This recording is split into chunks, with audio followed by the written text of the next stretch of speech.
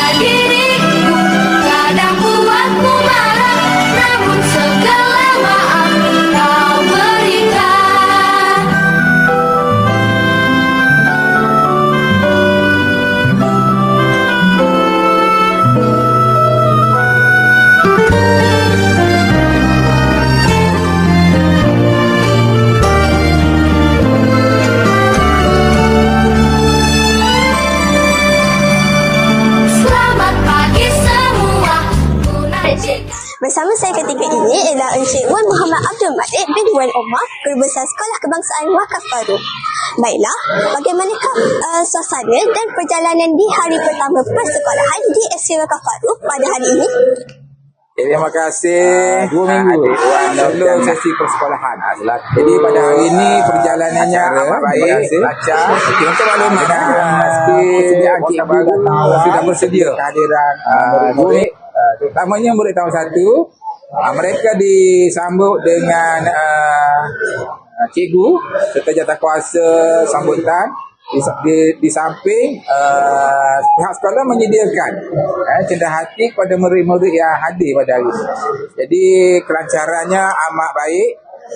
Menantikan kami, guruku tersayang, guru tercinta, tanpamu apa jadinya aku, tak bisa baca tulis mengerti.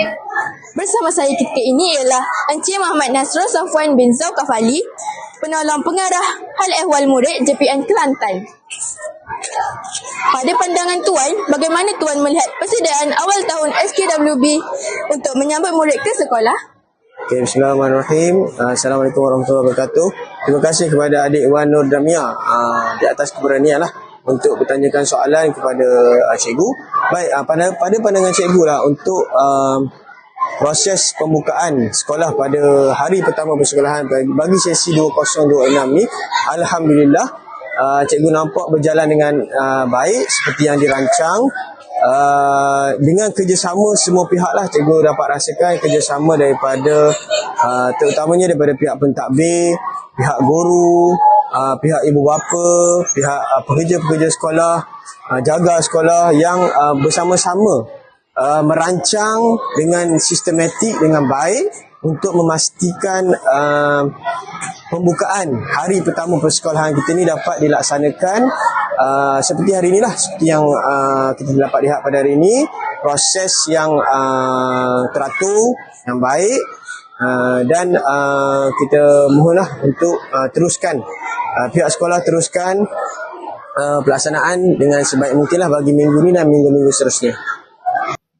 Demikian sahaja laporan kami pada hari ini. Semoga pembukaan sesi persekolahan ini dapat menyuntik semangat baharu kepada murid untuk kembali ke sekolah dengan lebih berdisiplin, bermotivasi serta berazam mencapai kecemerlangan sepanjang tahun ini.